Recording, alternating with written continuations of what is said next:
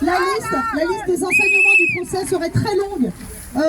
On a commencé à lister les points les plus importants dont on devra se souvenir, parce que ce procès historique nous donne beaucoup de matière à réflexion en tant que féministe. Et on a ce devoir d'être à la hauteur de l'héritage de Gisèle.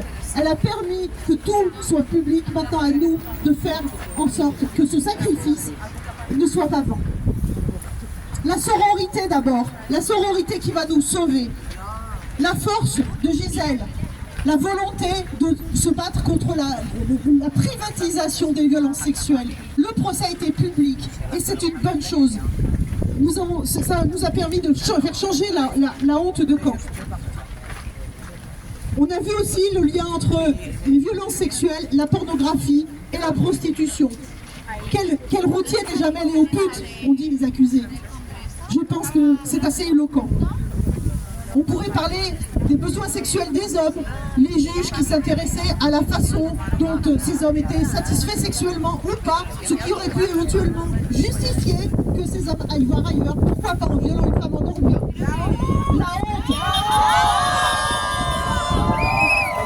Tout ça, c'est la culture du viol, la culture du silence, la culture de l'inceste, les stratégies qui revictimisent les victimes. Les avocats ont revictimisé les victimes. Les avocats ont harcelé Gisèle, ont harcelé sa famille. Nous avons été témoins des larmes de leurs enfants, de ses enfants. C'était insoutenable. Le public aussi. Le public est traumatisé. Nous, les femmes qui avons assisté au procès, je dois le dire, nous sommes traumatisés. Nous allons en parler. Il faut en parler. On a assisté aussi à une justice de classe. Un avocat qui, par exemple, va dire de son client: c'est pas le couteau le plus affûté du tiroir. Ou il a le QI d'un vibromasseur. Mais quelle justice acceptons-nous d'avoir? C'est complètement insupportable. Les experts, on a eu vraiment notamment le professeur Ben Soussan qui nous a fait un exemple. Ben Soussan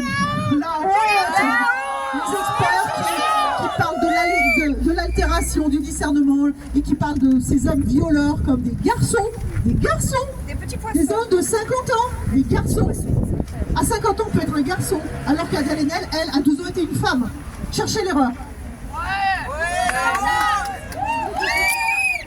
Les médias aussi ont été quand même énormément empêchés de travailler, avec des accès aux salles qui étaient compliqués, certains journalistes exclus des salles d'audience.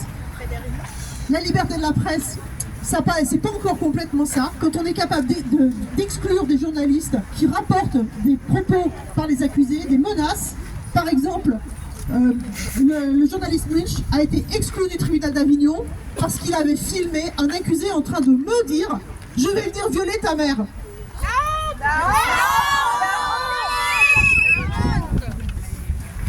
On nous a parlé de la présomption d'innocence.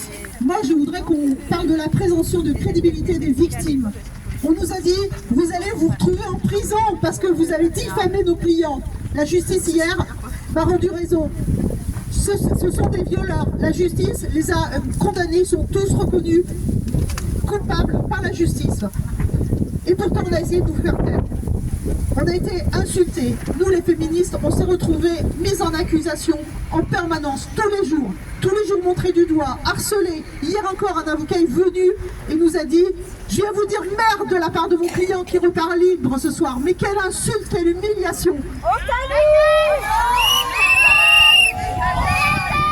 Mais nous avons l'espoir que ça change maintenant. Nous avons l'espoir.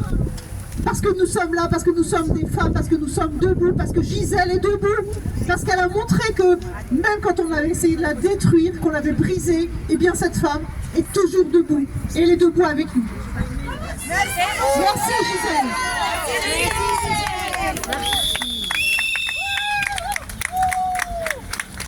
Je vais terminer en vous remerciant encore d'être là.